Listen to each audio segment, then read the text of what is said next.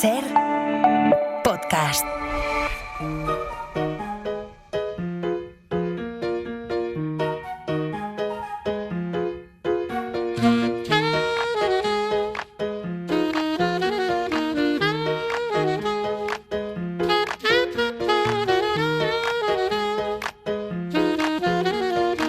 Coordenada 25, con Aimar Bretos.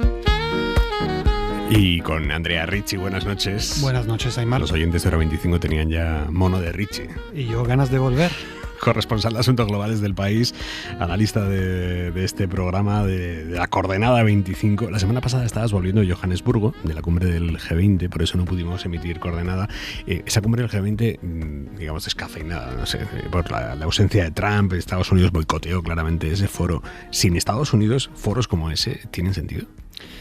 Siguen teniendo sentido porque hay que tratar de defender su supervivencia. Entonces, la mera supervivencia ya tiene sentido por sí mismo. Es un sentido militante casi. Es un sentido militante de resistencia, hay que navegar este momento de oleaje terrible y hay que tratar de llegar a la otra orilla. Y esto es lo que se ha hecho ahí, con cierta gallardía y valentía por parte de la presidencia de Sudáfrica, por cierto. Estamos viendo, por tanto, que Trump no es que seguía por todo lo contrario al multilateralismo, pero lo que no tengo claro es por qué seguía, cuál es el criterio que aplica Trump a su diplomacia. O sea, ¿de qué la baña? Sí, bueno, el lema inicial ya nos daba pistas, ¿no? América primero. Ya te daba la sensación de algo en el que el mix entre intereses y valores, todos los países tienen ese mix y los intereses pesan siempre mucho, pero que en este mix iban a pesar mucho más los intereses. Lo que pasa es que lo que hemos ido viendo en este ya casi primer año de presidencia es, un empuje que roza la desfachatez para conseguir negocios, para conseguir intereses materiales, incluso pecuniarios, no solo para Estados Unidos, sino que para el propio entorno del presidente. Con lo cual, yo diría que el criterio que hay que seguir es seguir la pista de la pasta. La geopolítica de los negocios trumpistas. Eso es. Mañana tenemos un ejemplo claro de esto, porque mañana se reúnen Putin y Steve Witkoff, que es el enviado especial de la Casa Blanca. Bueno, lo es para Oriente Medio, pero también le sirve para Rusia, que esta es una cosa que me llama mucho la atención. O sea, es un amiguete de Trump, que no es diplomático de carrera, pero al que Trump lo tiene yendo por el mundo para arreglar cosas y así puede hacer negocios. Eso es un amiguete y es un emblema, porque aquí Witkoff es el símbolo de una cosa más grande. Es el intento de cortocircuitar, puentear las estructuras profesionales de Estados Unidos. Trump en la primera presidencia se enfrentó a cierta resistencia por parte del establishment administrativo, político, militar, y en esta, aprendiendo la lección, está intentando cortocircuitar, con lo cual tiene un Witkoff, que es un colega, un emprendedor del sector inmobiliario con el que jugaba al golf, que no sabe nada de política exterior. Pero fue un donante muy generoso. Fue un donante muy generoso, sabe muy poco, lo vemos incluso en el plan para Ucrania. Por ejemplo, había un error, ¿no? Se hablaba allí de prolongar el New START, pero en vez de decir New START decía el START Treaty, decía la nomenclatura del tratado que había expirado en tiempos de Obama, ¿no? Se ve, digamos, el nivel de preparación ahí. Pero no es un caso aislado, porque luego las personas clave en todo esto, ¿quiénes son? Jared Kushner, el yerno, que tampoco tiene ninguna capacitación y preparación particular en materia de diplomacia. Tenemos a Dan Driscoll, estrella emergente, que tiene la cualidad de ser amiguito de J.D. Vance, amiguito de estudios, abogado, tampoco ningún experto en relaciones internacionales. O sea, podemos decir que está montando como su propio cuerpo diplomático de gente afín y que tiene la misma visión que él desde un punto de vista de los negocios. Negocios lo primero, y sortear el aparato, y los demás son muy conscientes de ello, y entonces a Witkoff, para trabajar con Witkoff, le han puesto a Kirill Dmitriev, que es el jefe del Fondo Soberano y que le ha hecho ver aquí que había grandes posibilidades de negocios. Claro, el Kremlin está bien atento y, en fin, no son infantiles. Entonces Witkoff se va mañana a reunirse con Putin, y de ahí ¿qué puede salir?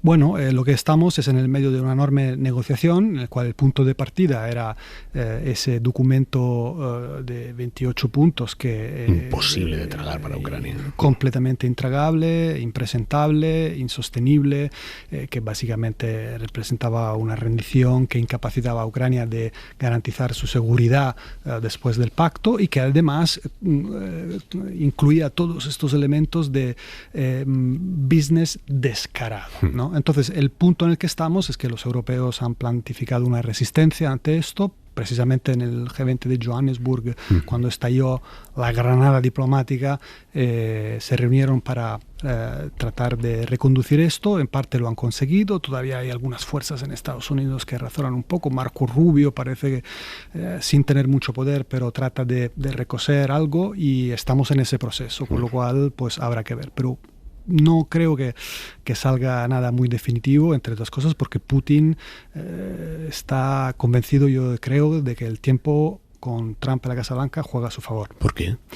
Porque ve claramente que no hay ningún elemento de presión sustancial sobre él, y que por el otro lado, en cambio, Ucrania pierde apoyo, el apoyo de Estados Unidos, y que hay síntomas de fatiga clara en Europa, con lo cual cree que en la guerra de desgaste se va a desgastar primero Ucrania. Sobre el apoyo de Estados Unidos, ahí en el plan original, el punto 10 del plan propone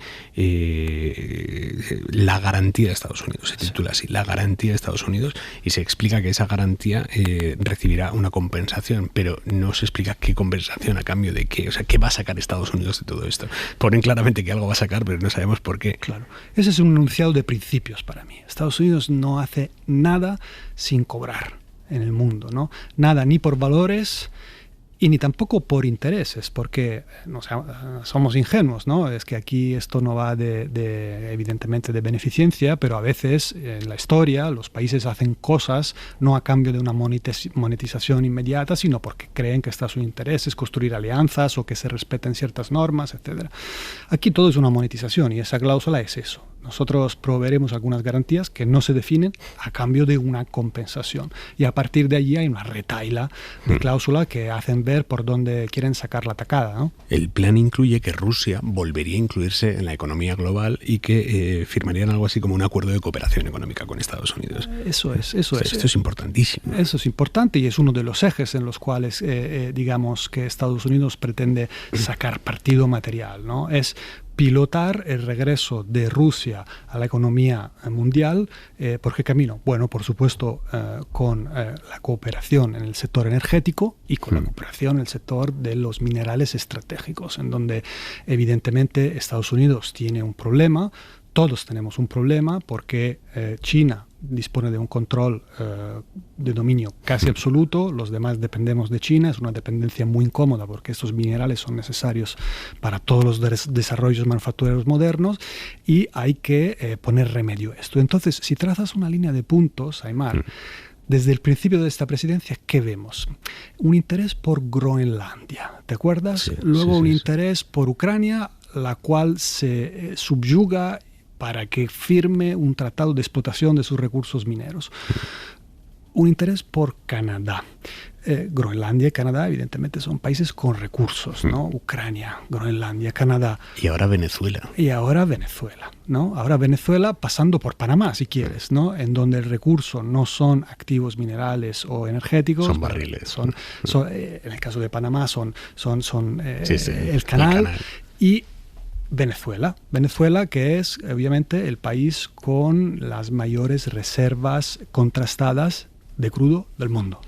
Es muy bestia, ¿eh? La línea de puntos es que es obscena. La línea de punto canta la traviata, como diríamos en Italia, ¿no? Cuando hablas de la mayor reserva de barriles de petróleo, ¿de cuántos millones estamos hablando en Venezuela? Estamos hablando de 300.000 millones de barriles comprobados de reserva, si no me equivoco, en datos de 2023. Lo que pasa es que evidentemente su capacidad de explotación es bajísima, porque con años de problemas, de sanciones, de incapacidad propia, un país que tenía 3,5 millones de barriles en los 90, si no me equivoco, de capacidad de producción, ahora está alrededor de 1 millón. ¿Y entonces qué pretende ahora Estados Unidos? ¿Qué decir? ¿Un cambio de régimen en el que poder meter a sus empresas y que disfruten de lo que caiga ahí en una privatización masiva o qué? Bueno, yo creo que esto es bastante razonable. Giulio Andreotti solía decir, pensar mal de los demás se comete pecado, pero la mayor parte de las veces se acierta. Me parece buenísima esa frase, me la voy a tatuar. Y me parece que en este caso pensar algo así conduce muy cerca de un acierto. Sí, sí. Yo creo que ellos evidentemente pues tienen deseo de un cambio de régimen y un cambio de situación que les permita allí también, como en Rusia, como en Ucrania, como en otras partes, sacar un partido económico. Y en el caso de Venezuela, evidentemente, es energético.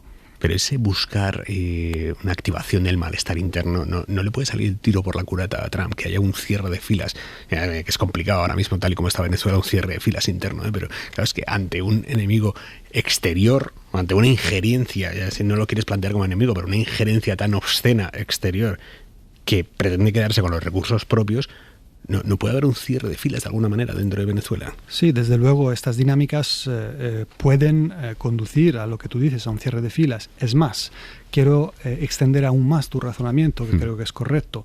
Puede producir una cierta ola de rechazo en toda Latinoamérica, porque volvemos a la peor forma, digamos, de colonialismo estadounidense, de imperialismo estadounidense en el continente. Es un pulso muy complejo. Tampoco deberíamos dar por descontado que ese sentimiento prevalezca. De hecho, si vemos los resultados electorales en gran parte del continente, van ganando fuerzas afines a Estados Unidos, con lo cual conviene mirar con mucha prudencia, pero sí, desde luego, hay segmentos amplios de la sociedad latinoamericana en los cuales ese sentimiento puede ser muy vivo, ¿no? De rechazo a un intervencionismo desfachado. Hay una derivada, claro, es que gran parte de la exportación del petróleo venezolano está en manos de China ahora mismo. China ha tomado cartas en el sector, está tratando de ayudar a desarrollar algunas explotaciones, y esto evidentemente tiene interés, es parte de una partida. Allí donde Occidente se ha retirado, Estados Unidos en primer lugar, pero también los europeos, China ha ido penetrando, expandiéndose, y esto evidentemente es un pulso global. Y China ha sido muy hábil en expandirse en muchas partes, en Latinoamérica, pero también en África, de donde vengo precisamente, para afianzar su voraz hambre de recursos, ¿no? Y claro, con una actitud agnóstica, les da igual derecho no derecho, democracia no democracia, pues esto pues agnóstico de los derechos humanos, no estaba eso es, y de la democracia. Y de la democracia. Y puede que Estados Unidos, con esto que está haciendo en Venezuela, esté intentando mandar un mensaje también a China de ojo, esto sigue siendo mi área de influencia. Sí, desde luego hay toda una narrativa fortísima desde el minuto uno de dominación hemisférica, ¿no? Es decir, o de dominación continental, mejor dicho, desde el minuto uno. Y podemos recordar, ¿no? Canadá, Panamá, ahora Venezuela, otras acciones a lo largo del continente, el apoyo descarado a Milei, la propia proyección sobre Groenlandia. Groenlandia no es geográficamente América, pero también responde a ese concepto de esta es mi zona de influencia. Así que sí, creo que hay algo de eso. Hay un escenario que nos hemos dejado fuera de la línea de puntos antes, cuando hablábamos de la diplomacia del business de Trump, y es Oriente Próximo. Y ahí lo vimos claramente cuando Netanyahu bombardea Qatar, creo que estaban allí los negociadores de Hamas, ahí ya Trump se pone muy nervioso. Sí. Ese ejemplo y ese caso es la joya de la corona de todo este andamiaje. Claramente, cuando Netanyahu comete ese error, desata una reacción enfurecida de los cataríes, pero también de otras monarquías suníes de la zona, y es allí cuando la Casa Blanca, por primera vez desde el octubre en el que se produce el terrorífico ataque de Hamas y la posterior reacción intolerable de Israel, es allí cuando se mueve algo.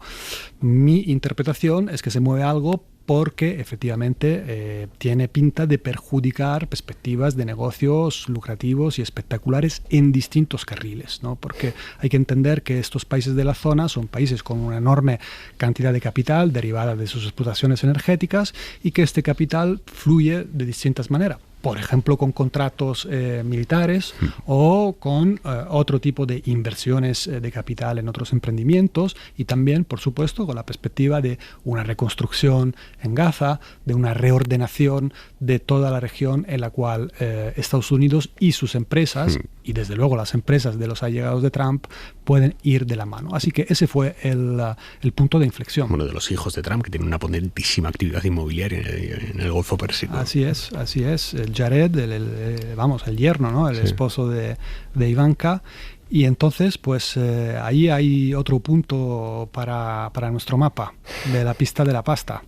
Es muy curioso, lo de Witkoff me vuela a la cabeza el hecho de que un país como Estados Unidos pueda tener a un tipo, un enviado especial que le sirva para Rusia y para Oriente Próximo.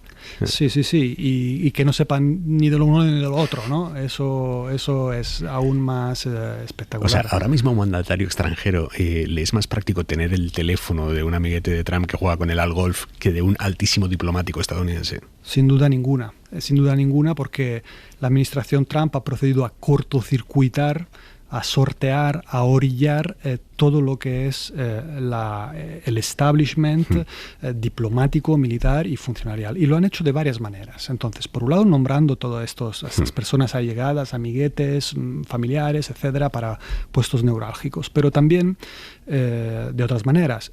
Por ejemplo, en la cúpula militar se han encargado de ir destituyendo a bastantes generales destacados y van colocando a los afines, ¿no? Y ese señor que he mencionado antes, Driscoll, el colega de J.D. Vance de estudios, es secretario del Ejército de Estados Unidos, es un abogado, ¿no? Entonces, es una operación que trata de entrar en la yugular del civil service, ¿no? de lo que es el concepto de un Estado funcionante, en el cual, por supuesto, la cúpula política cambia según la voluntad de la soberanía popular, pero que se apoya en el trabajo de profesionales de la diplomacia, de las Fuerzas Armadas o de otra índole. Y bueno, el que publique estadísticas laborales que no gustan, lo destituyen. Y el jefe de la Fed, le envían torpedos una semana sí, otra también. Ya le están anunciando que ya tienen su sustituto. Sí, y entonces es una acción sistemática. Qué bestia que estamos viendo esto en directo. Sí, es bastante espantoso. ¿Qué libro nos recomiendas, Richie, para esta semana? Quiero recomendar un libro que es una perla a mi juicio, se llama El coraje del matiz. El coraje del matiz. Sí. ¿De quién es? Lo ha escrito Jean Birnbaum, que es el jefe de opinión del diario Le Monde, y es un ensayo que a través de un recorrido ágil, es un libro que se lee de forma muy agradable y rápida, a través de este recorrido en el pensamiento de algunas figuras clave como George Orwell, Albert Camus, Hannah Arendt, Georges Bernanos o Roland Barthes, trata de inyectar el deseo, las ganas y la voluntad de permanecer inquebrantablemente apegado al juicio propio, al espíritu crítico. Es decir, tenemos valores, nos reconocemos en portabanderas que llevan adelante esos valores, sin embargo esto no debe significar una abdicación del espíritu crítico y del pensamiento propio. Y este libro es una auténtica perla. El coraje del matiz, que ganas de leerlo. Andrea Richie, mil gracias. A ti. Para no perderte ningún episodio, síguenos en la aplicación o la web de la SER, Podium Podcast o tu plataforma de audio favorita.